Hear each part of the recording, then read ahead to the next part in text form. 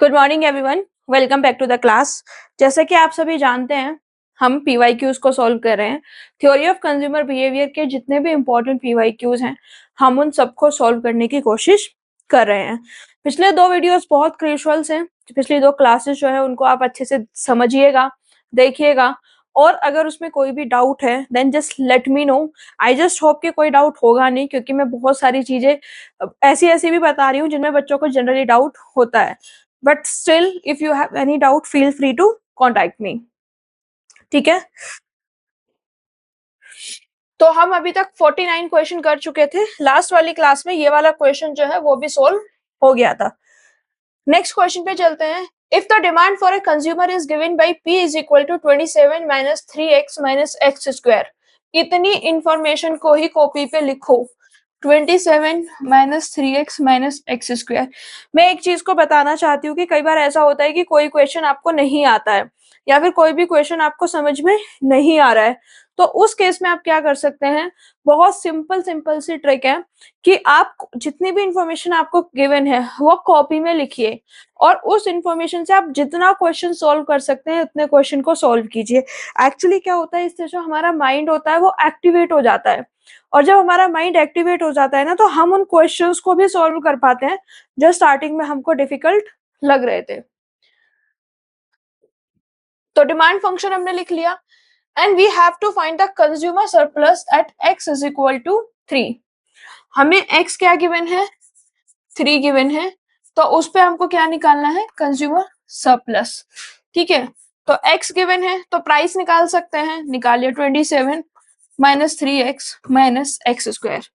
27 minus x की value put कीजिए 3 minus X square, 3 square is equal to 27, 3 3 जा 9 and 3 का स्क्वायर 9।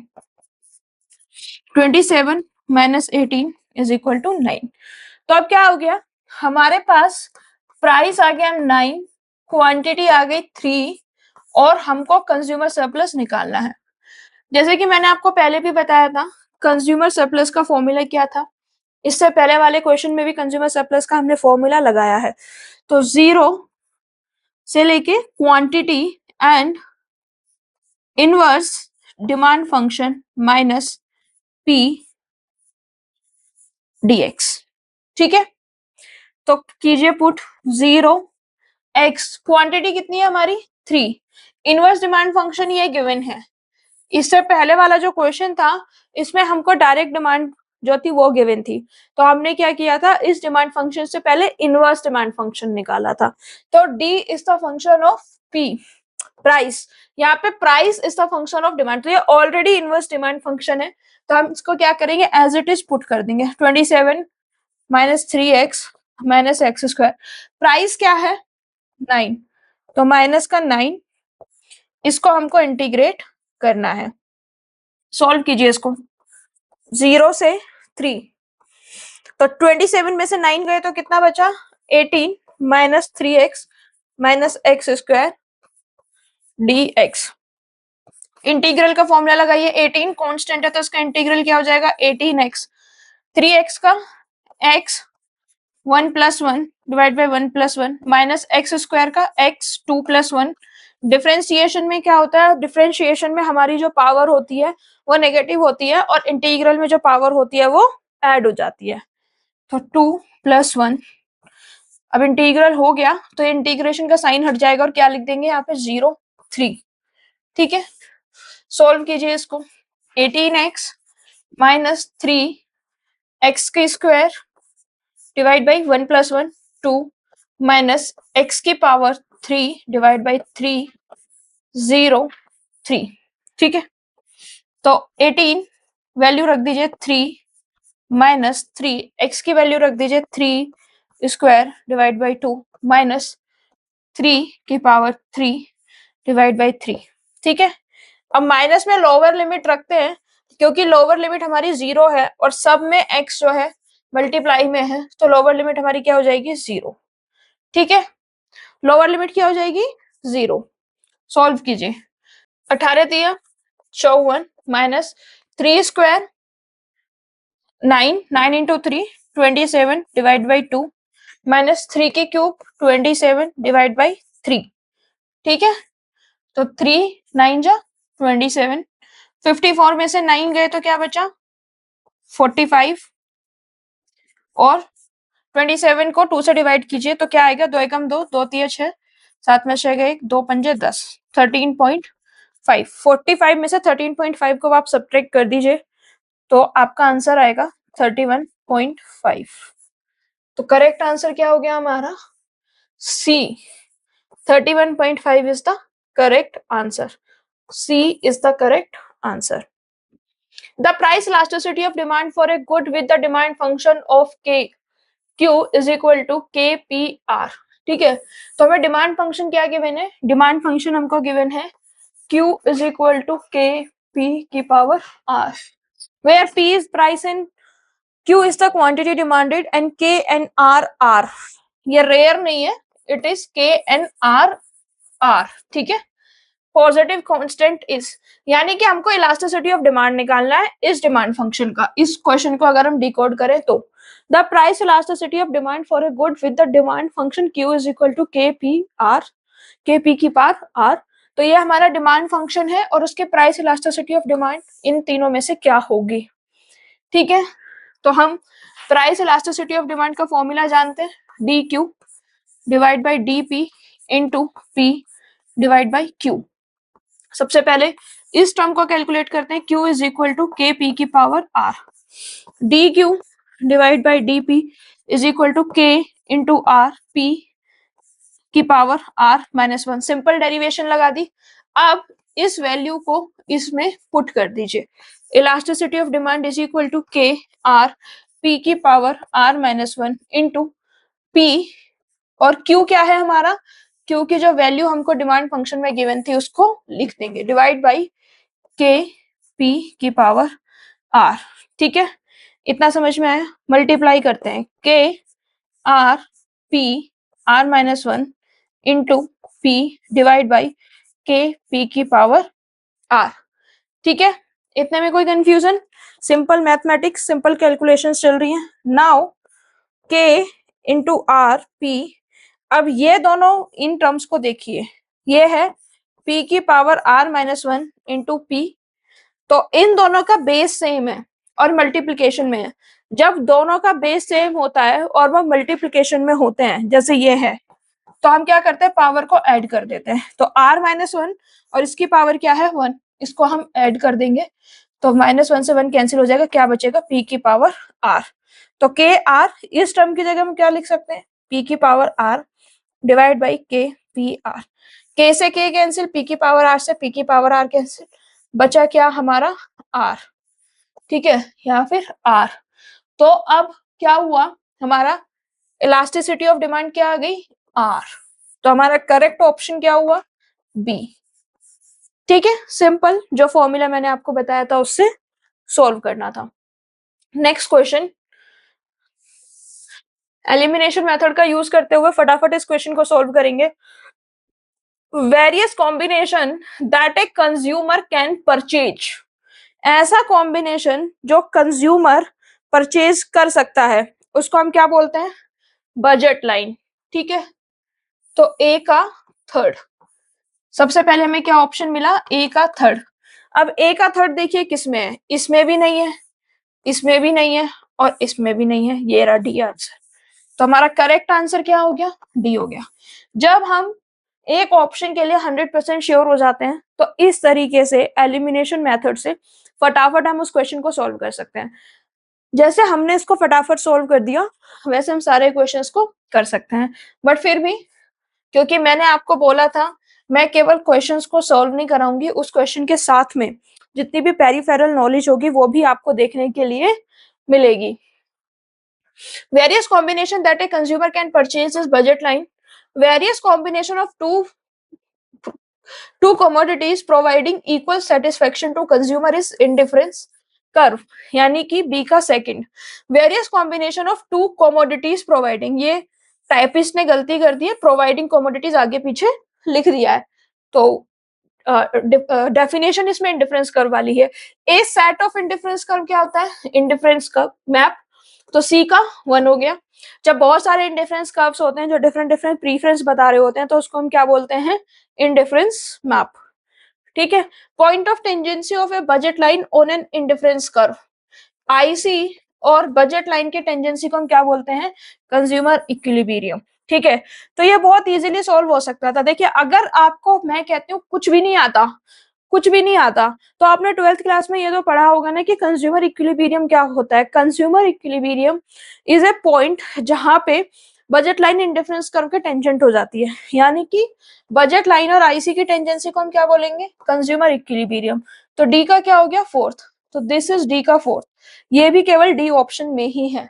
ठीक है, तो जरूरी नहीं है कि आपको सारा क्वेश्चन सोल्व ही करना है। अगर आप 100% श्योर हो, जैसे कि बहुत बेसिक क्वेश्चन था, इसमें 100% श्योरिटी मिलती ही मिलती है। लेकिन जो ऐसे क्वेश्चंस होते हैं जिसमें बहुत ज्यादा श्योरिटी होती है, बहुत ज्यादा बेसिक होते हैं, सबसे ज्यादा गलत भी वही क्वेश्चन होते हैं।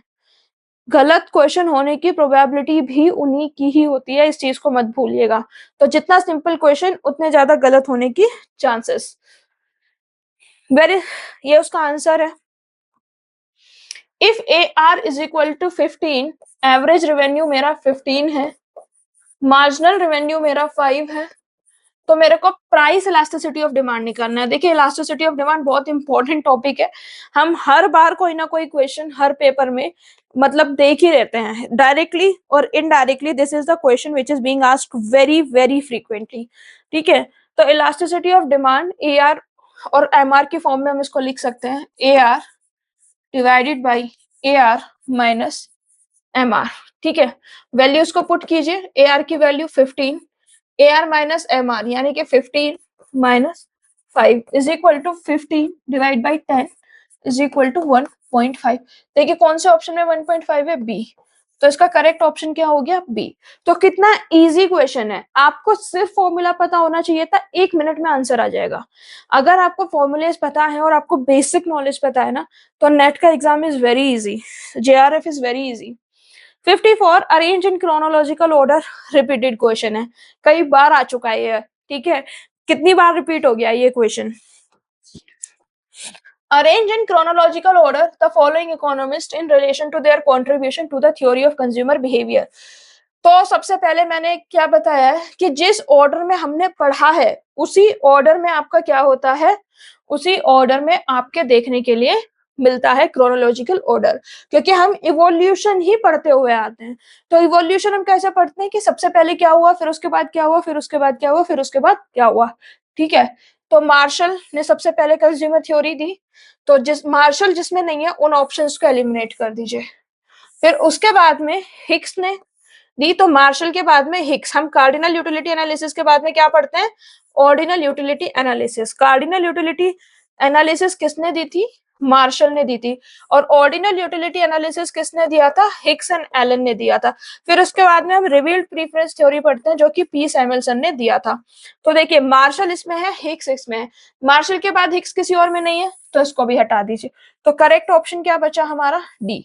मार्शल, हिक्स एंड एलन ने एक साथ थ्योरी दी थी, P Samuelson and R Stone. देखिए A Marshall who laid foundational work on consumer theory with his principle of supply and demand in the late 19th century, J.R. Hicks who developed the indifference curve analysis, R.G. Adin who worked on the theory of consumer choice in 1930s, P. Samuelson जिन्होंने revealed preference theory दी, R. Stone जिन्होंने national अकाउंटर consumer expenditure पे काम किया।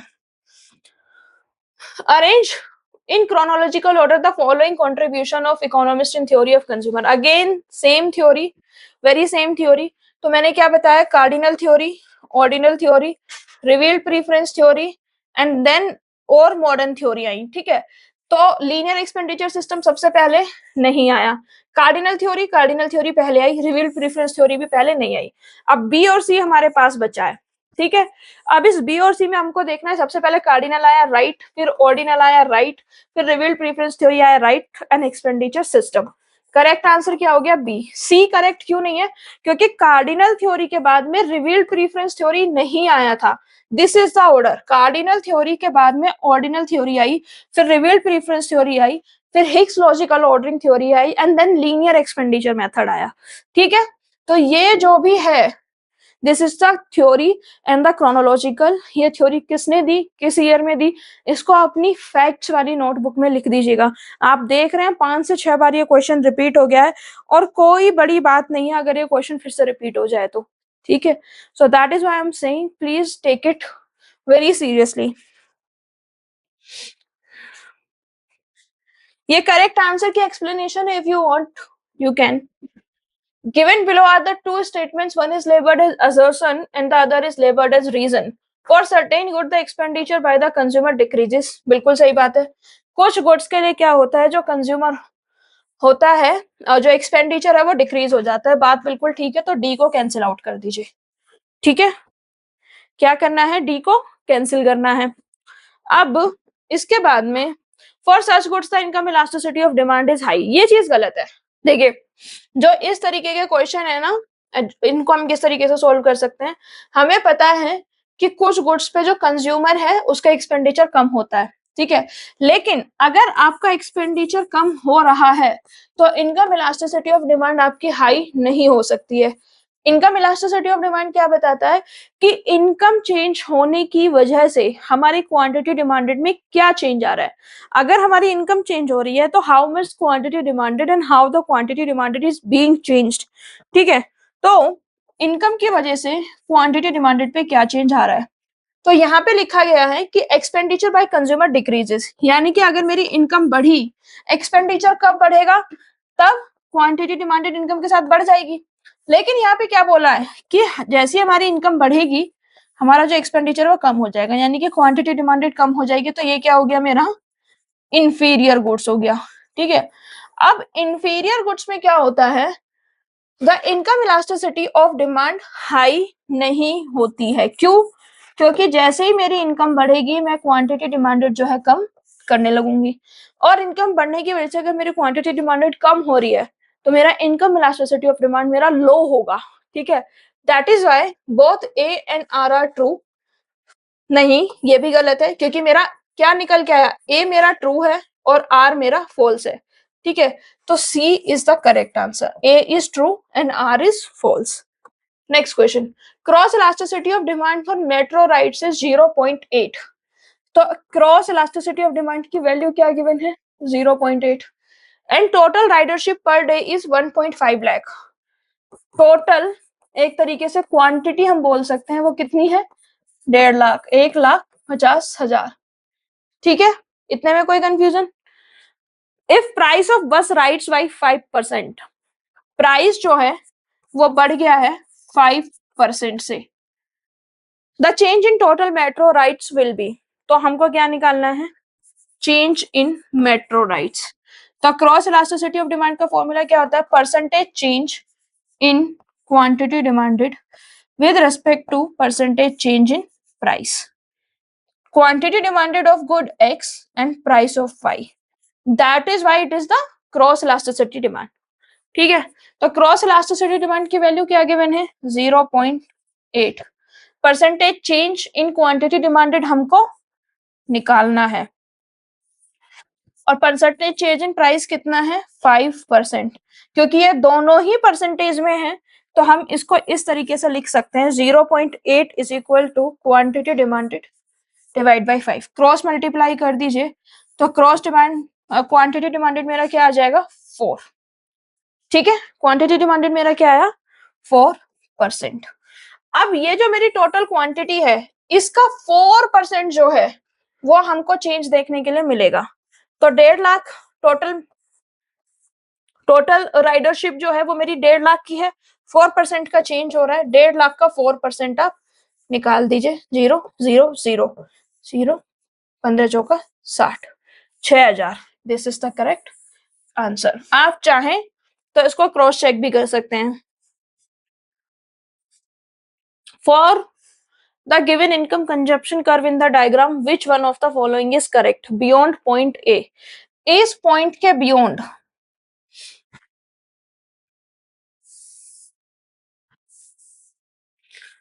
ठीक है, ये मेरा income consumption curve है, और ए पॉइंट के बियॉन्ड मुझे क्या देखने के लिए मिलता है। देखिए ए पॉइंट के बियॉन्ड आप ये देखिए, मेरा देखिए एक्स का कंजम्पशन तो बढ़ रहा है लेकिन वाई का जो कंजम्पशन है वो कम हो रहा है ए पॉइंट के बियॉन्ड। ठीक है, तो ए क्या है, A is bending towards X axis. ठीक है, तो मैंने लास्ट क्लास में भी आपको बताया था कि आईसीसी में जो हमारा कर्व होता है वो जिस एक्सिस की तरफ बेंड करता है उसका जो दूसरा एक्सिस होता है वो इंफीरियर गुड हो जाता है। ठीक है, तो एक्स हमारा नॉर्मल गुड है और वाई हमारा इंफीरियर गुड है। ठीक है, देखिए ये किस ऑप्शन में गिवन है, good Y is inferior and good X is normal. Question number B. ICC की सारी जो डायग्राम है, सारी जो कंडीशन है वो मैं बहुत अच्छे से बहुत ज्यादा डिटेल में ना आपको पढ़ा चुकी हूँ। कल की क्लास में मैंने आपको क्या बताया था कि अगर हमारा नेसेसिटी है तो किस तरीके से आईसीसी दिखेगा, लग्जरी है तो किस तरीके से दिखेगा, neither necessity nor luxury, good x inferior है गुड वाई इंफीरियर है, सब मैं बहुत डिटेल में पढ़ा चुकी हूँ। ये जो क्वेश्चन है ये बहुत ज्यादा रिपीट हो रहे हैं अब। ठीक है, next, in case of indifference curve of two goods X and Y, अगर दो गुड्स हैं, goods X and good Y, X का कंजम्पशन बढ़ेगा तो वाई का कंजम्पशन कम होगा और एमआरएस एक्स वाई क्या होगा, डिक्रीजिंग होगा। ठीक है, तो 59 का क्या ऑप्शन हो गया हमारा, it's B, MRS X Y decreases. बहुत बेसिक क्वेश्चन है। जब एमआरएस एक्स वाई का कॉन्सेप्ट बताया था तो मैंने बताया था एक्स और वाई दो गुड हैं, अगर हमें एक्स का कंजम्पशन बढ़ाना है तो इट इज नॉट पॉसिबल कि हम एक्स का कंजम्पशन वाई के कंजम्पशन को कम किए बिना बढ़ाएं। और MRS x marginal rate of substitution हमेशा डिक्रीजिंग होता है। क्यों? क्योंकि जैसे हमें ज्यादा एक्स मिलना शुरू होता है तो हमारे जो वाई को कंज्यूम करने की जो इच्छा है वो कम होती चली जाती है। That is the reason of diminishing MRS. And diminishing MRS के साथ साथ हमको ये भी देखने के लिए मिलता है कि डिमिनिशिंग एमआरएस अल्टीमेटली जो आईसी हमारा कॉन्वेक्स होता है उसका रीजन बनता है।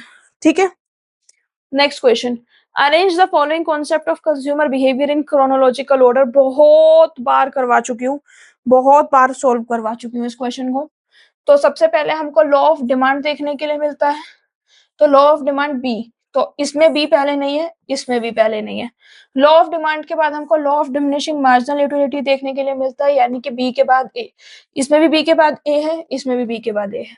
Law of diminishing marginal utility के बाद हमको इंडिफरेंस कर्व एनालिसिस देखने के लिए मिलता है, यानी कि D, B A D C.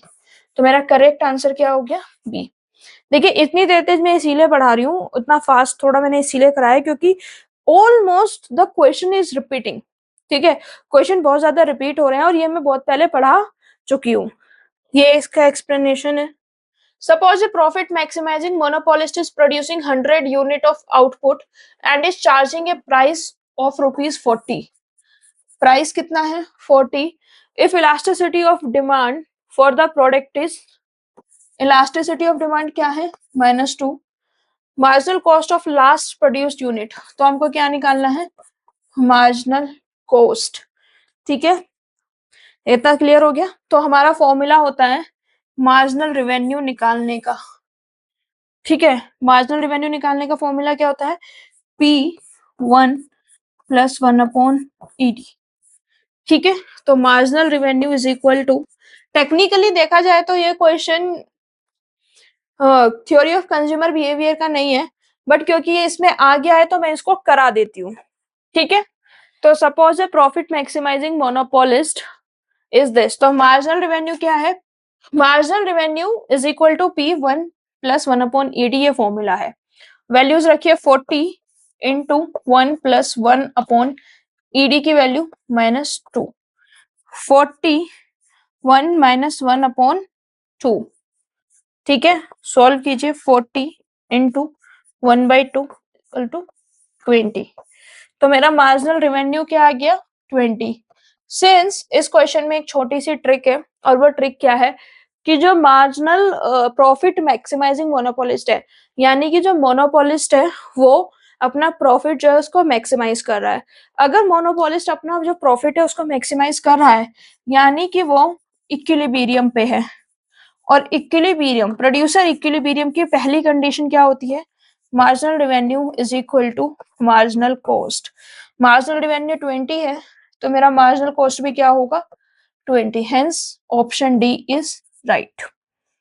Next question, if the income effect for a good is in the opposite direction to the substitution effect, income effect और substitution effect opposite direction में है, but the substitution effect dominates the income effect, then the good is inferior good। 62 का सी जो है इसका answer हो जाएगा। इसका आंसर सी क्यों हो जाएगा? क्योंकि मैंने आपको बहुत पहले जब प्राइस इफेक्ट पढ़ाया था, जब क्वेश्चन सोल्व कराए थे, तो उसमें मैंने आपको बताया था कि जो प्राइस इफेक्ट होता है उसको हम दो सब कंपोनेंट में डिवाइड कर सकते हैं। पहला सब्स्टिट्यूशन इफेक्ट और दूसरा इनकम इफेक्ट। अगर सब्स्टिट्यूशन इफेक्ट और इनकम इफेक्ट सेम डायरेक्शन में वर्क करते हैं तो वो नॉर्मल गुड्स का केस होता है। अगर सब्स्टिट्यूशन इफेक्ट और इनकम इफेक्ट ऑपोजिट डायरेक्शन में वर्क करते हैं, लेकिन सब्स्टिट्यूशन इफेक्ट इनकम इफेक्ट से ग्रेटर होता है, तो वो मेरा इंफीरियर गुड होता है। सब्स्टिट्यूशन इफेक्ट और इनकम इफेक्ट अगर ऑपोजिट डायरेक्शन में वर्क करते हैं, लेकिन इनकम इफेक्ट मेरा सब्स्टिट्यूशन इफेक्ट को डोमिनेट करता है, तो उसे हम क्या बोलते हैं? Given goods. रिपीटेड क्वेश्चन है ये भी। Consumers, which of the following are assumption of ordinal utility analysis? Ordinal utility analysis की जो assumptions हैं वो क्या हैं? देखिए, consumers are consistent in their preferences. Consumers can measure the total utility received from any given baskets of goods. Consumer preferences follow transitivity. Consumers are non-satisfied with respect to goods they confront. Consumers are irrational. ये हमको पांच statements given हैं, और इन पांच statement में से हमको answer ढूंढना है। तो सबसे पहली बात, ये होता ही नहीं है किसी भी थ्योरी में कि जो कंज्यूमर हो वो इरेशनल हो।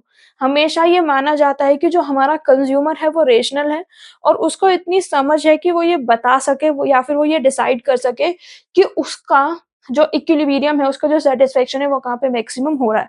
तो कंज्यूमर इरेशनल तो कभी भी नहीं होता है। तो जिस भी ऑप्शन में ई है उसको तो हटा ही दीजिए। तो हमारा ऑप्शन ए जो है वो हट गया। अब इसके बाद में जो है कंज्यूमर्स जो होते हैं वो कंसिस्टेंट होते हैं देयर प्रेफरेंस में। यस, कंसिस्टेंसी का क्या मतलब होता है? कंसिस्टेंसी का मतलब होता है कि अगर आज ए और बी में से मैं ए को प्रेफर कर रहा हूं, तो कुछ टाइम बाद भी जब मुझे ए और बी दोनों ऑप्शन दिए जाएंगे तो भी मैं ए को ही चूज करूंगा। या फिर कोई ऐसी सिचुएशन जिसमें ए और कोई और गुड दिया जाएगा तो भी मैं ए को ही चूज करूंगा। तो A is the correct one. Now देखिए, दो ऑप्शन बचे हैं। ए हमारा सही हो गया, सी दोनों में है, यानी कि सी तो करेक्ट है ही है, तो सी तो वैसे ही हट गया। सी तो करेक्ट है ही है। अब हमें देखना है बी और डी में से कौन सा करेक्ट है। Consumer can measure the total utility received from any given basket of good. अब जब हम ऑर्डिनल यूटिलिटी एनालिसिस की बात करते हैं तो हम ये कहते हैं कि जो कंज्यूमर है वो अपनी यूटिलिटी को रैंक कर सकता है। रैंक कर सकता है, इसे क्या मतलब है कि वो ये बता सकता है, ही कैन टेल कि मुझे ए अच्छा लगा या बी अच्छा लगा, लेकिन वो ये नहीं बता सकता कि मुझे ए से 100 यूटिलिटी मिली और बी से 80 यूटिलिटी मिली। बेसिकली जो हमारी टोटल यूटिलिटी है उसको हम मेजर नहीं कर सकते हैं, उसको हम रैंक कर सकते हैं। ये जो इसमें हमारी बी स्टेटमेंट है, consumer can measure the total utility received from any given basket of goods. तो ये जो टोटल यूटिलिटी मेजर करने का कॉन्सेप्ट है ये हमारा कार्डिनल यूटिलिटी में था, और हम बात किसकी कर रहे हैं? ऑर्डिनल यूटिलिटी एनालिसिस की। तो हमारा जो बी है वो गलत हो गया। बी गलत हो गया तो यानी कि हमारा ऑप्शन सी एलिमिनेट हो गया। ठीक है, हमारा ऑप्शन सी क्या हुआ? एलिमिनेट हो गया। और जब हमने ऑप्शन सी एलिमिनेट किया तो हमारा करेक्ट ऑप्शन क्या बचा? बी। और सही स्टेटमेंट कौन सी है? पहली स्टेटमेंट सही है, सी स्टेटमेंट सही है, और डी स्टेटमेंट सही है। कंज्यूमर जो होते हैं वो नॉन सैटिस्फाइड होते हैं, क्योंकि ये मैंने बार बार सीख के पढ़ाया था अपनी रेगुलर क्लास में कि अगर कंज्यूमर सैटिस्फाइड हो जाएंगे, कंज्यूमर को सेटिस्फेक्शन मिल जाएगा, तो वो उसको फिर आगे कंज्यूम ही क्यों करेंगे? Whenever the consumer is consuming a good, that means he is moving towards satiation. He is not at satiety level right now. Next question, which of the following is not true in case of indifference curve? Not true यानी कि कौन सी इनमें से indifference curve की जो property है वो नहीं है। और इस चीज को ना ध्यान से पढ़िएगा, क्योंकि कई बार ना एग्जाम की जल्दबाजी में जो बच्चे होते हैं ना वो नोट नहीं पढ़ते, वो पढ़ते हैं कि which of the following are the properties of indifference curve. So the most important thing is to read the question rightly. आपको जो क्वेश्चन है ना वो भी राइटली पढ़ना पड़ेगा। 2023 पे आ गए हम क्वेश्चन सॉल्व करते करते। Indifference curves, the indifference curves are usually convex और बाउड इनवर्ड, ये भी करेक्ट है। Indifference curve for two goods that are perfect complement is shaped as right angles, correct है। Indifference curve for two goods that are perfect substitute is a downward sloping straight line, correct है। Indifference curve for two normal good is a downward sloping straight line, this is not. क्योंकि जो normal goods होते हैं उनका IC क्या होता है, हमारा आईसी होता है उनका कॉन्वेक्स शेप। तो इस तीनों जो चारों स्टेटमेंट है इसमें से कौन सी स्टेटमेंट सही नहीं है? डी, ठीक है, डी वाली जो स्टेटमेंट है वो सही नहीं है। Next question, the demand function for a good A is given by Q A is equal to 100 minus 2PA plus 0.25 plus 0.3 PB।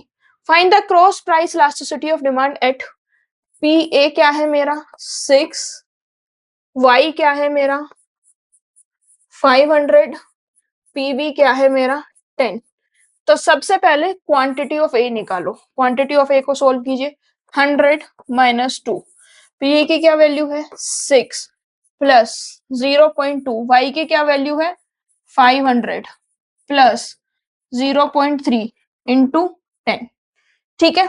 Solve कीजिए, 100 माइनस 2 छिक्का 12 प्लस 0.2 इंटू 5 को करेंगे तो इट विल बी 100.0 प्लस 3, ठीक है। 0.0 भी आप लिख ही लीजिए, ठीक है। 100, 200, 203, 203 में से 12 को हटा दीजिए तो मेरा आंसर क्या आया 191, ठीक है। इतने में कोई confusion? Cross elasticity of demand हमको निकालनी है एट QA, ठीक है। तो QA को डेरिवेट करेंगे, क्योंकि और सारे कॉम्प्लीमेंट है तो पार्शियल डेरिवेट करेंगे। तो डेल्टा QA, क्योंकि प्राइस ए का क्वांटिटी हम ए की ले रहे हैं तो प्राइस हम बी का लेंगे, तो del PB into price of B divide by quantity of A, values put कर दीजिए। तो del QA divide by del PB क्या होगा? इस इक्वेशन को पीबी के रिस्पेक्ट में डेरिवेट कीजिए, और जब हम इसको पीबी के रिस्पेक्ट में डेरिवेट करेंगे तो बाकी सारा तो कांस्टेंट हो जाएगा। तो हमारा del Q divide by del PB क्या आएगा 0.3, वैल्यू को सब्स्टिट्यूट कर दीजिए 0.3, पीबी क्या है मेरा 10, क्यू ए क्या है मेरा, what is my Q A 191, ठीक है। तो कैलकुलेट करके क्या आया मेरा, ये आया। तो जब आप इसको सॉल्व करेंगे answer would be 0.026 and this is the correct answer. In case of two goods for which MRS is 0 or indefinite, मेरा marginal rate of substitution या तो 0 है या फिर indefinite है। अब समझिए MRS 0, इसका मतलब कि marginal rate of substitution 0। Substitution rate 0 का क्या मतलब है कि मैं x और y को एक दूसरे के बदले में यूज नहीं कर सकता हूँ। x और y एक साथ में यूज होंगी, मैं उन दोनों को एक दूसरे की जगह यूज नहीं कर सकता हूँ। और जब मैं उनको सब्स्टिट्यूट ही नहीं कर सकता हूँ तो वो क्या हो गए परफेक्ट कॉम्प्लीमेंट्स। मेरा करेक्ट आंसर क्या हुआ सी, ठीक है। अगर MRS 0 है, इनफाइनाइट MRS का क्या मतलब है कि आप कितनी भी क्वांटिटी ले आइए, इनफाइनाइट ले आइए, लेकिन वो एक दूसरे के बदले में यूज नहीं हो सकती है। MRS 0 और इनफाइनाइट होगा तो वो परफेक्ट कॉम्प्लीमेंट का केस है। अगर मेरा MRS कांस्टेंट हो और फाइनाइट हो, कांस्टेंट का क्या मतलब है कि एक पर्टिकुलर रेशो में हम x और y को सब्स्टिट्यूट कर सकते हैं। तो जब हम सब्स्टिट्यूट कर सकते हैं कंप्लीटली, उस केस में मेरा एमआरएस कांस्टेंट होता है और उन गुड्स को हम क्या बोलते हैं, परफेक्ट सब्स्टिट्यूट। बेसिकली आपको क्या याद रखना है, एमआरएस अगर मेरा 0 और इनफाइनाइट होता है तो उसको हम परफेक्ट कॉम्प्लीमेंट्स बोलते हैं। अगर मेरा एमआरएस कांस्टेंट और फाइनाइट होगा तो वो कौन से गुड्स हो जाएंगे, परफेक्ट सब्स्टिट्यूट्स। ठीक है, next question, which of the following is not true? Total effect of A price change on consumption of a good is a combination of income effect and substitution effect. ये सही बात है, हम कब से सुनते हुए आ रहे हैं। For inferior goods the income effect is always larger than the substitution effect in absolute terms. No, this is not right. inferior goods में मैंने अभी बताया था कि अगर सब्स्टिट्यूशन इफेक्ट और इनकम इफेक्ट ऑपोजिट डायरेक्शन में वर्क करते हैं, लेकिन सब्स्टिट्यूशन इफेक्ट इनकम इफेक्ट से ज्यादा होता है, तो उसको हम क्या बोलते हैं, इंफीरियर गुड्स। तो यहाँ पे क्या हो गया, सिचुएशन उल्टी हो गई। तो कौन सी स्टेटमेंट सही नहीं है, बताइए मुझे, कौन सी स्टेटमेंट सही नहीं है?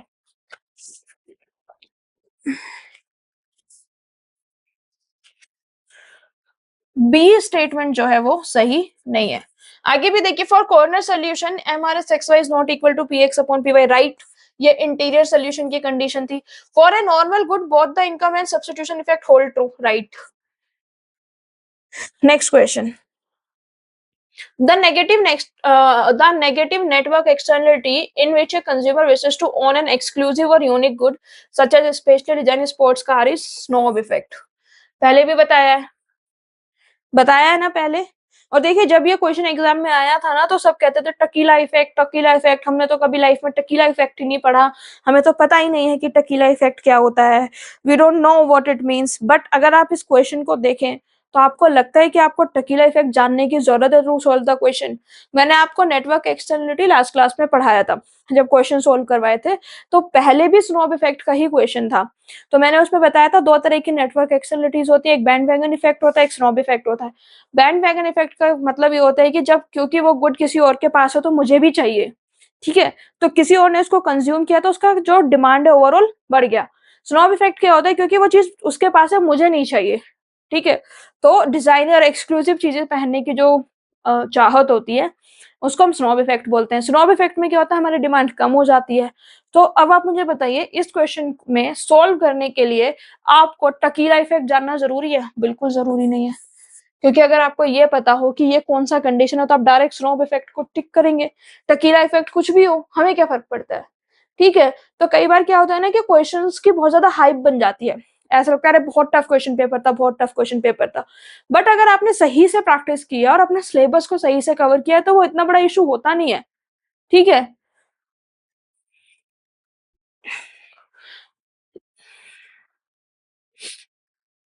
Suppose good one is taken on horizontal axis, बनाना पड़ेगा ये तो, पैनल बना लीजिए।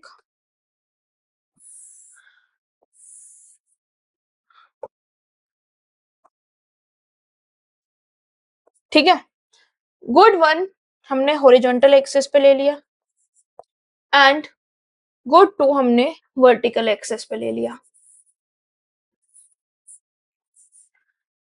What happens to the budget line? Budget line को क्या होगा? तो पहले बजट लाइन बनाते हैं। बजट लाइन को क्या होगा if price of good one doubles and price of good two triple? Price of good one double हो जाए और price of good two triple हो जाए। देखिए, दो तरीके से इसको सोल्व करना बताती हूँ। अगर price of good one double होगा, ठीक है, तो इसका मतलब यह है कि जो हमारा प्राइस है वो महंगा हो गया है, अब हम गुड वन इतना कम अफोर्ड कर पाएंगे, ठीक है। जब गुड महंगा होता है या प्राइस बढ़ता है तो हमारी बजट लाइन अंदर की तरफ शिफ्ट होती है। अब इसमें समझने वाली बात यह है कि price of good one double हो रहा है, प्राइस ऑफ गुड टू हमारा ट्रिपल हो रहा है। तो इस केस में हम क्या करेंगे कि अगर गुड वन से इतना प्राइस कम होगा तो गुड टू से इतना, यानी कि जो गुड टू का प्राइस बढ़ेगा वो ज्यादा बढ़ेगा और जब भी मेरा गुड टू का प्राइस ज्यादा बढ़ेगा तो मेरी जो बजट लाइन है that will look somewhat like this. यानी कि अगर गुड टू का प्राइस ज्यादा बढ़ता है तो मेरी जो बजट लाइन है वो फ्लैटर हो जाएगी। ठीक है, इतने में कोई कंफ्यूजन है तो आप मुझे बताइए। इतने में कोई कंफ्यूजन है तो आप मुझे बताइए, और नहीं है तो फिर हम आगे बढ़ते हैं। बताइए, है इतने में कोई कंफ्यूजन? अब हम इसको दूसरे तरीके से सोल्व करते हैं। बजट लाइन की जो मेरी इक्वेशन होती है वो क्या होता है?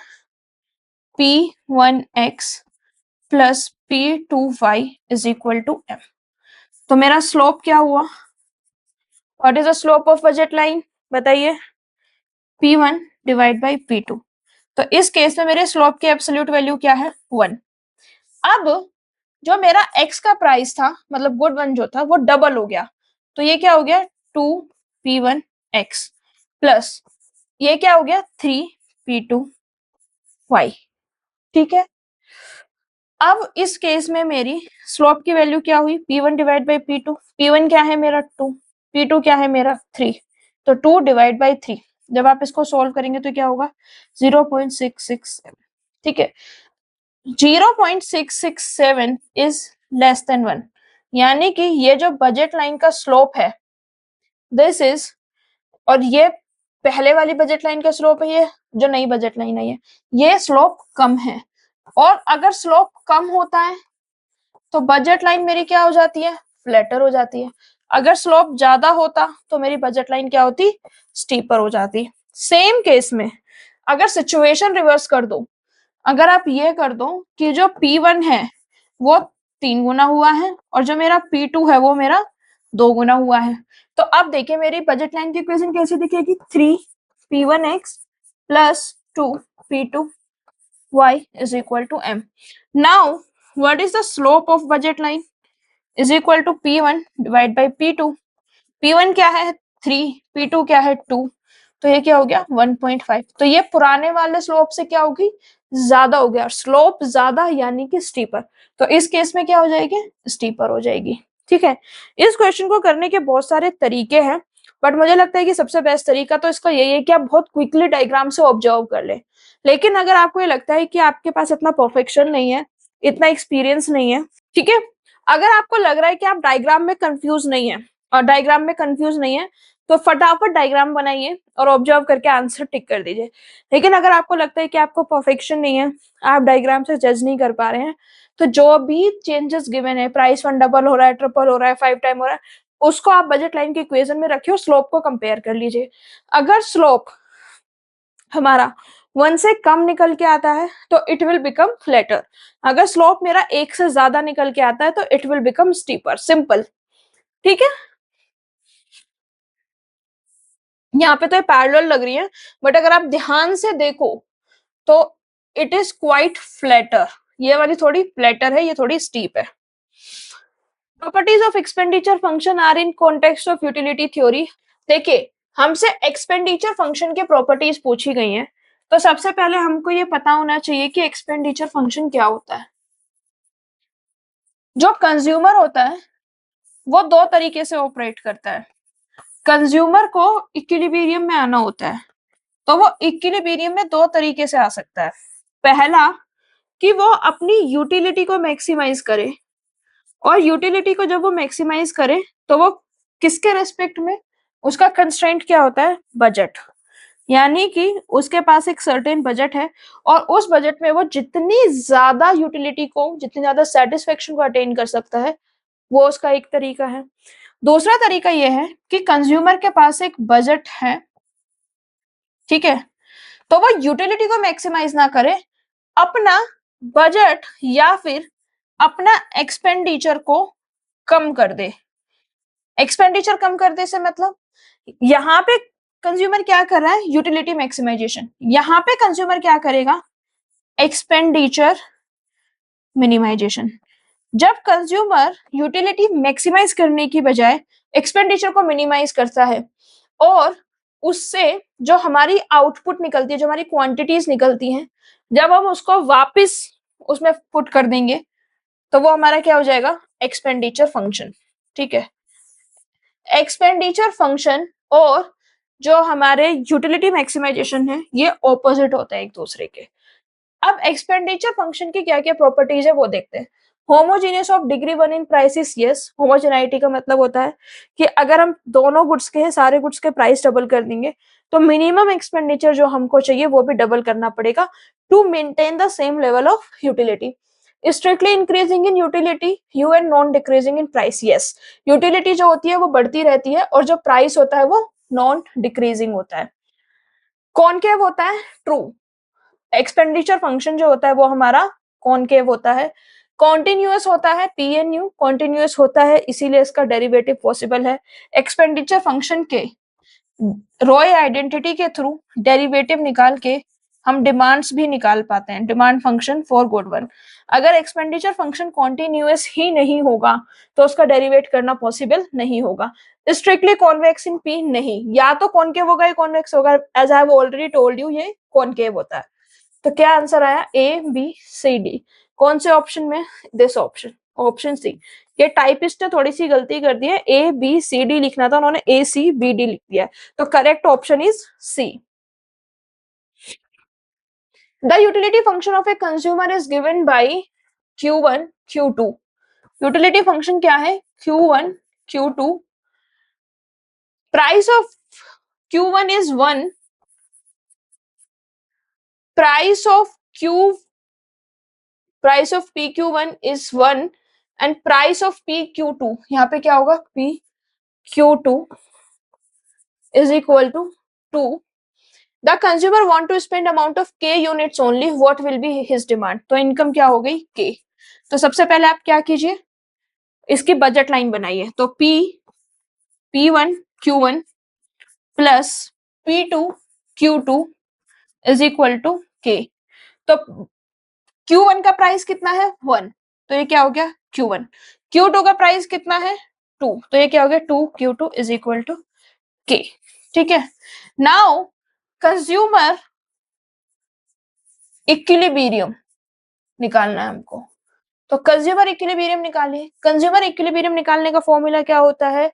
Ratio of marginal utility should be equal to the price ratio, यानी कि MU1 divide by MU2 is equal to price of P1 divided by price of P2। Marginal utility ये हमको गिवन है। अब इसमें मार्जिनल यूटिलिटी Q1 कैसे निकालेंगे कि डेल यूटिलिटी को डेरिवेट कर देंगे विद रेस्पेक्ट टू Q1। अगर हम इसको with respect to Q1 derivative करेंगे, यानी कि हमने क्या किया, Q1 को रेस्पेक्ट में डेरिवेट करने के लिए Q2 को कांस्टेंट मान लिया। जब हम Q2 को कांस्टेंट मानेंगे तो इट विल बी Q2। अब ये क्या है? MU1। ठीक है। अब del U divide by del Q2 के रेस्पेक्ट में डेरिवेट करेंगे तो Q1 कांस्टेंट हो गया। तो हमारा आंसर क्या आ गया? Q1। ये क्या हो गया हमारा? MU2। वैल्यूज को पुट कर दीजिए। MU1 क्या आया हमारा? Q2। MU2 क्या आया? Q1। Price of good one क्या है हमारा? What is 1। Price of P2 क्या है हमारा? 2। सॉल्व कीजिए, क्या आंसर है? इसको क्रॉस मल्टीप्लाई कीजिए, क्या है? Q1 is equal to 2Q2। ये जो इक्वेशन आई है इसको बजट लाइन में सॉल्व कर दीजिए। Q1 plus 2Q2 is equal to K। Q1 क्या है मेरा? 2Q2 plus 2Q2 is equal to K। 4Q2 is equal to K। Q2 is equal to K by 4। Q2 आ गया मेरा K बाई 4। Q1 को निकालना है। Q1 क्या है? 2Q2 is equal to 2। Q2 की वैल्यू आ गई K बाई 4। K बाई 4, तो एकम 2, K बाई 2। तो मेरा डिमांड क्या आ गई Q1 एंड Q2 की? Q2 की डिमांड मेरी क्या आई? K by 2। Q2 की डिमांड क्या आई? K by 4। तो क्या आंसर आया? K by 2, K by 4। तो करेक्ट ऑप्शन क्या हो गया? C। आई होप इतने में आपको कोई भी कंफ्यूजन नहीं होगा। You would be able to solve it. इसको ये जो कंडीशन निकल के आई है एक तो हम सीधा इसको कंज्यूमर इक्विलिब्रियम भी बोल सकते हैं, दूसरा लैग्रेंजियन मेथड जो होता है इसको सोल्व करने का तरीका होता है। अगर आपसे ऑप्टिमम बंडल पूछा गया तो आप इस तरीके से फटाफट कर सकते हैं कि आप मार्जिनल यूटिलिटी गुड 1 की निकालिए, गुड 2 की निकालिए, उनको उनके प्राइस के इक्वल रख दीजिए, एक इक्वेशन आएगी उसको बजट लाइन में पुट कर दीजिए और वहां से आपके जो डिमांड फंक्शन है वो निकल के आ जाएंगे। अच्छा, इसी क्वेश्चंस में अगर आपसे सेम चीज पूछी जाए, इसी को हम क्या बोलते हैं, Marshallian demand function. This is Marshallian demand function, ठीक है। लैग्रेंज वाला मैंने पूरे मैथ्स में करवाया हुआ है कि लैग्रेंज मल्टीप्लायर की हेल्प से आपको मैक्सिमाइज और मिनिमाइजेशन कैसे करना है। यहाँ पे आपने यूटिलिटी को मैक्सिमाइज किया तो आपके मार्शल डिमांड फंक्शन आ गए। अगर आपसे मिनिमाइजेशन पूछा जाए, ठीक है, तो मिनिमाइज कर दीजिए आप, उससे आपका एक्सपेंडिचर फंक्शन निकलेगा और उस एक्सपेंडिचर फंक्शन में जब आप लैग्रेंज मल्टीप्लायर करके मिनिमाइज करेंगे तो आपको क्या मिलेगा, हिक्स डिमांड फंक्शन, ठीक है। तो जब आप एक्सपेंडिचर फंक्शन या फिर मिनिमाइज करेंगे तो वो हिक्स डिमांड फंक्शन निकालेगा और जब आप मैक्सिमाइज करेंगे तो वो मार्शल डिमांड फंक्शन निकलेगा और ये दोनों आपस में एक दूसरे के ऑपोजिट होते हैं।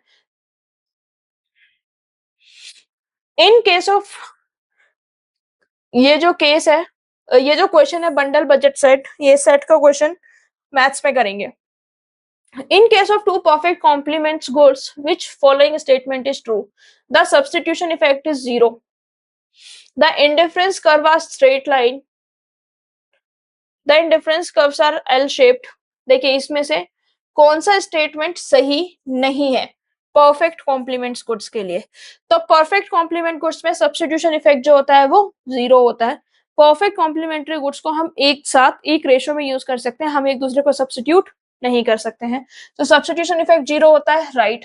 इंडिफरेंस कर्व स्ट्रेट लाइंस होते हैं, नहीं। इंडिफरेंस कर्व जो होता है वो हमारा एल शेप्ड होता है, राइट।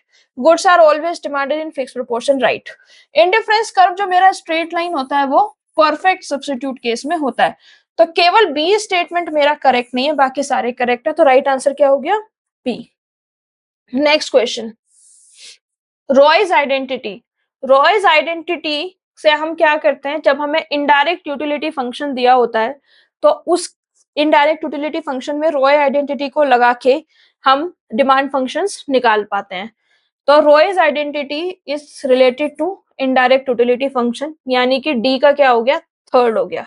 और जब मेरा डी का थर्ड हुआ तो इसका क्या मतलब है, इसका मतलब यह है कि जब डी का थर्ड होता है, ठीक है, डी का थर्ड हुआ तो ए वाला मेरा ऑप्शन गलत हो गया और सी वाला ऑप्शन गलत हो गया। अब मुझे क्या करना है, बी और डी में से चूज करना है। शेपर्ड लेमा क्या होता है, शेपर्ड लेमा जो होता है उसको हम एनवेलप थ्योरम के साथ यूज करते हैं and this is also again used in the consumer theory जब हम हिक्सन डिमांड फंक्शन की बात करते हैं। तो ए का क्या हो गया, सेकंड हो गया, ठीक है, यहाँ पे भी ए का सेकंड हो गया, ये दोनों में ए का सेकंड है तो हम किसी कंक्लूजन पे नहीं पहुंचे। एडवर्स सिलेक्शन का क्या मतलब होता है, जो हम प्रिंसिपल एजेंट प्रॉब्लम की बात करते हैं कि एडवर्स सिलेक्शन में कोई एक ऐसी चीज होती है जो हमको नहीं पता होती है, तो adverse selection is hidden type of agent, यानी कि बी का वन किस में है, बी में, तो करेक्ट ऑप्शन क्या हो गया हमारा, बी हो गया। और हॉटलिंग लेमा क्या है, प्रॉफिट फंक्शन, ठीक है। Which of the following are true pertaining to marginal rate of substitution of two goods? MRS को लेके इसमें कौन सी चीज जो है वो सही है। MRS is the rate at which consumer substitutes one good for another, right? A जो है सही है, जिसमें A नहीं है वो हटा दीजिए। MRS falls as we move down the indifference curves from left to right, correct। A और B दोनों ठीक है, तो जिसमें B नहीं है वो हटा दीजिए। An indifference curve is convex if the MRS increases along the curve, ये गलत है। इंडिफरेंस कर्व हमारा कॉन्वेक्स होता है अंडर द सर्कमस्टेंस जब हमारा एमआरएस जो होता है वो डिक्रीज करता है, ठीक है। एमआरएस डिक्रीज करेगा तो मेरा आईसी कॉन्वेक्स होता है, अगर मेरा एमआरएस इंक्रीज करता है तो मेरा आईसी जो होता है वो कॉनकेव होता है, ठीक है। If MRS remains along the constant then IC is a straight line, correct. D correct है, A B D सही है अभी तक और C सही नहीं है।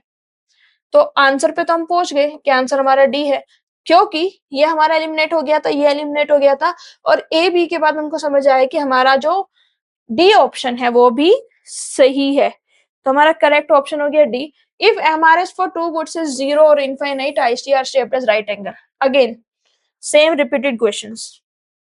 The rule of thumb to express price directly as a markup over marginal cost is, अभी थोड़ी देर पहले हमने इस क्वेश्चन को सॉल्व किया था, ये इसका आंसर है। जहां पे हमने MC की जगह MR रख के सॉल्व किया था, फिर कहा था MR is equal to MC, तो हमारा 20 आंसर आ गया था। तो this is the formula. Income elasticity coefficient exceeds unit 1, जब income elasticity of demand is greater than 1, तो वो कौन सा गुड होता है? That is my luxury commodity, यानी कि ए का फोर्थ किस में है? ऑप्शन ए में है। तो ऑप्शन ए क्या हो गया मेरा? करेक्ट ऑप्शन हो गया। Income elasticity of demand is greater than 1, तो हमारा फोर्थ करेक्ट हो गया। लेकिन इस क्वेश्चन में जो टाइपिस्ट है उन्होंने टाइपिंग एरर कर दिया है, तो मैं आपको सॉल्व करके बता देती हूँ। Income elasticity coefficient exceed unit 1, अगर मेरा income elasticity of demand greater than 1 होता है, तो इसका मतलब वो जो मेरी कमोडिटी है वो लग्जरी है। तो ए का ऑप्शन क्या हो गया? ए का ऑप्शन हो गया fourth. Positive cross price elasticity, cross price elasticity of demand अगर पॉजिटिव होता है तो वो मेरा सब्स्टिट्यूट गुड होता है, यानी कि बी का फर्स्ट करेक्ट है। ठीक है। Now downward sloping price consumption curve, मैंने आपको पहले भी बताया था, अगर PCC मेरा डाउनवर्ड स्लोपिंग है तो इसका मतलब है कि जो मेरी डिमांड है वो इलास्टिक है। तो सी का क्या हो गया? थर्ड हो गया। नेगेटिव इनकम इफेक्ट, यानी कि इनकम बढ़ेगी तो मेरी डिमांड कम हो जाएगी, इसको हम क्या बोलते हैं? Inferior good. तो डी का क्या हो गया? सेकंड हो गया। अब देखिए ये कोई भी ऑप्शन गिवन नहीं है ना, तो टाइपिंग एरर हो गया है, ये टाइपिंग एरर है, इस वजह से इसमें जो आंसर है वो हमको सही नहीं दिख रहे हैं। लेकिन जब आप इसका करेक्ट वाला क्वेश्चन देखेंगे जो कि आपके आंसर शीट्स में या क्वेश्चंस में गिवन है, तो this is the right way to do it. अब income elasticity of demand greater than 1 है तो लग्जरी हो गया, लेस देन 1 होता तो ये नेसेसिटी हो जाता। ये पॉजिटिव है क्रॉस इलास्टिसिटी ऑफ डिमांड, तो सब्स्टिट्यूट हो गया। नेगेटिव होता तो कॉम्प्लीमेंट्री हो गया। अपवर्ड स्लोपिंग PCC होता तो इनइलास्टिक डिमांड हो जाती। ठीक है। और ये जो इनकम इफेक्ट है अगर ये पॉजिटिव हो जाता तो ये क्या हो जाता? नॉर्मल गुड्स हो जाता। ठीक है। इसी के साथ में हमारे कंज्यूमर थ्योरी के जो क्वेश्चंस हैं वो सारे खत्म होते हैं। अब 2-3 चीजें हैं वो ध्यान रखने वाली बात यह है कि सबसे पहले मैंने आपको सारे क्वेश्चंस जो पॉसिबल थे वो क्लियर करा दिए हैं। अब आप कम से कम 3 से 4 बार इन क्वेश्चंस को खुद सोल्व कीजिए और देखिए कि आप कौन से ऐसे क्वेश्चंस है जिनमें आप बार बार गलती कर रहे हैं, वो आपका वीक एरिया है और उन पे आपको काम करने की जरूरत है। दूसरा, हर पेपर में 10 से 15 क्वेश्चंस ऐसे आते हैं जिनकी या तो लैंग्वेज बहुत टफ होती है या फिर बहुत लेंथी होते हैं जिनको समझ नहीं आता है। ठीक है। जो कि आपको समझ नहीं आता है कि इन क्वेश्चन को कैसे करना है। ये जो क्वेश्चंस होते हैं ये ट्रिक क्वेश्चन होते हैं और इन क्वेश्चंस में आपको टाइम वेस्ट नहीं करना है। जैसे कंज्यूमर थ्योरी में भी 2023 में 2024 में कुछ ऐसे क्वेश्चंस आए थे जिसमें प्रीफरेंस रिलेशन और मोनोटोनिसिटी बजट सेट, वो सारे क्वेश्चंस मैंने आपको कराए ही नहीं है, क्योंकि जो यूजीसी नेट का एग्जाम है उसका एक सर्टेन लेवल है। अगर आप उसी लेवल से तैयारी कीजिए, आप इसमें बहुत ज्यादा मैथमेटिक्स में मत घुसिए, बहुत ज्यादा इसकी बेसिक मैथ्स जो है वो आप करके पूरा जाइए, क्योंकि अगर आप बहुत ज्यादा चीजों में घुसेंगे तो व्हाट विल हैपन कि जो इजी क्वेश्चंस हैं आप उनको सॉल्व नहीं कर पाएंगे। आपको क्या करना है, एग्जाम में जब आप जाएंगे तो 1 बाय 1 आपके सामने क्वेश्चन आता है। अगर आपको वो क्वेश्चन फैमिलियर लग रहा है और आपने पढ़ा है तो उस क्वेश्चन को आप करेक्टली अच्छे से सॉल्व कीजिए and then move to the next question. अगर आपके पास कोई ऐसा क्वेश्चन आ गया जैसे कि एक 2023 में पूछा गया था क्वेश्चन, ठीक है, वो इतना बड़ा क्वेश्चन था जिसमें यह था कि कंज्यूमर की जो चॉइस है वो कंज्यूमर दो कमोडिटी को कंज्यूम कर रहा है, उसमें हमको मोनोटोनिसिटी बतानी है, किस तरीके से कंज्यूमर बिहेव करेगा वो बताना है। तो वो बहुत बड़ा क्वेश्चन था और जैसे ही वो क्वेश्चन आया ना तो बच्चों ने उसमें बहुत टाइम वेस्ट किया, बट अल्टीमेटली क्या हुआ, उस क्वेश्चन को एनटीए ने ड्रॉप कर दिया क्योंकि वो क्वेश्चन ही गलत था। तो कई बार ऐसा होता है, आपको अपना टाइम बचाना है और 10 से 15 क्वेश्चन का स्ट्रेस नहीं लेना है। जो 10 से 15 क्वेश्चन आपको नहीं आते हैं ना, वो किसी को नहीं आते हैं। जो फाइट है ना, वो उन 10 से 15 क्वेश्चन की नहीं है, क्योंकि वो किसी को भी नहीं आते हैं। फाइट है कि जो सबको आता है मुझे वो सही करना है, जो मैंने पढ़ा है उसमें गलती ना हो। तो इसी तरीके से 4-5 ऐसे क्वेश्चंस थे जो मुझे लगा कि इनका करने का कोई लॉजिक नहीं है, इनका कोई पॉइंट नहीं है करने का, क्योंकि पहली बात this is not going to repeat. अगर वो रिपीट भी होगा तो इतने लेंथी होंगे कि आई वुड सजेस्ट कि आप उन क्वेश्चन को छोड़ दीजिए। अगर आप ओवरऑल पेपर में, पूरे पेपर में अगर आप 10 क्वेश्चंस में तुक्का भी लगा के आ जाएंगे, देखिए बहुत प्रैक्टिकल बात बताती हूँ, टीचर हैं हमेशा ये कहते हैं टीचर, नहीं नहीं आपको सारा पेपर सॉल्व करना चाहिए, आपको सारा पेपर सॉल्व करना चाहिए। आई डोंट अग्री, मुझे नहीं लगता कि आपको सारा पेपर सॉल्व करना चाहिए। चलिए नेट तो फिर भी आपका उसमें नेगेटिव मार्किंग नहीं है, तो आप पूरा पेपर सॉल्व कर सकते हैं, कोई दिक्कत वाली बात नहीं है।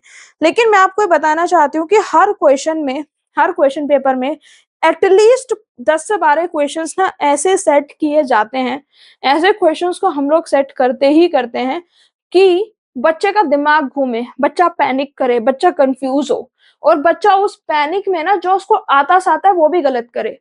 तो मैं ये नहीं कह रही हूँ कि आपको सारे सॉल्व करने हैं, आपको जो आता है सबसे पहले उसको अच्छे से करो, उसके बाद में टाइम बचता है तो टिक मार दो, आपको जितना अंडरस्टैंडिंग है उसके बेस पे टिक मार दीजिए। जैसे 2023 में बहुत सारे क्वेश्चंस आए थे, और जो उसमें 3 क्वेश्चंस थे, they were very difficult, I won't lie, they were difficult. ठीक है, उसमें आपसे बजट सेट पूछा गया, उसके बाद में आपसे मोनोटोनिसिटी के बारे में पूछा गया, और यूटिलिटी फंक्शंस के बारे में पूछा गया कि किस तरीके से बिहेव करेगी, इनडायरेक्ट यूटिलिटी फंक्शन क्या होता है, होमोजीनियस डिग्री, सब पूछा गया। उसकी लैंग्वेज भी बहुत कॉम्प्लिकेटेड थी। ट्रस्ट मी, उन 3 क्वेश्चन में से एक क्वेश्चन तो एनटीए ने ड्रॉप कर दिया, यानी कि उसका तो कंपटीशन ही खत्म हो गया, बचे 2 क्वेश्चन। वो जो 2 क्वेश्चंस को करने में आपने आधा घंटा लगाया ना 4 मार्क्स के लिए, उससे बेटर था बाकी के क्वेश्चन सोल्व कर लेते। और 2 में आप लगा दीजिए टिक, आपको जो सही लगता है। सो एज ए टीचर नहीं, as a mentor, as a friend मैं सजेशन दे रही हूँ कि इट इज नॉट नेसेसरी आप सारा पेपर सोल्व करें। 10 से 15 क्वेश्चन आपका दिमाग घुमाएंगे ही घुमाएंगे, अंडर कॉन्फिडेंट नहीं होना है। इसी के साथ में कंज्यूमर थ्योरी के सारे क्वेश्चंस जो है वो खत्म हो गए हैं। वो 3-4 क्वेश्चंस मैंने नहीं कराए हैं जिनका मुझे लगता है कि कोई लॉजिक नहीं है, they are not going to repeat, उनका लैंग्वेज बहुत डिफिकल्ट है। अब मेरे को आपको इनडायरेक्ट यूटिलिटी फंक्शन पढ़ाना है या फिर होमोजीनियस पढ़ाना है, तो मुझे पूरा मैथ्स पढ़ाना पड़ेगा ना, उससे बेटर है कि मैं बाकी के माइक्रो पे ज्यादा कमांड बना लूं। ठीक है, तो don't worry about those things. ठीक है, उनके आपको कहीं से भी आंसर मिल जाएंगे। जो स्टेटमेंट है वो रट लीजिएगा, मैं बिल्कुल साफ कहती हूँ, स्टेटमेंट रट लीजिएगा।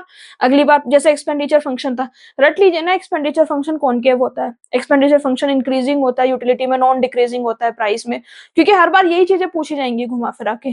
कॉनकेव की वो प्रॉपर्टीज लिख दीजिए, सेकंड ऑर्डर डेरिवेटिव से कॉनकेव कैसा होता है। तो अगर आपकी मैथ्स पे कमांड अच्छी है देन अटेम्प्ट दोस क्वेश्चंस, अगर आपकी मैथ्स पे कमांड अच्छी नहीं है then attempt only basic questions, उस आपका उससे भी जेआरएफ हो जाएगा। नेक्स्ट क्लास में हम प्रोड्यूसर थ्योरी के पीवाईक्यूज को करेंगे। एंड अगर आपको कोई भी डाउट है, कोई भी कंफ्यूजन है, feel free to reach out me. Thank you so much.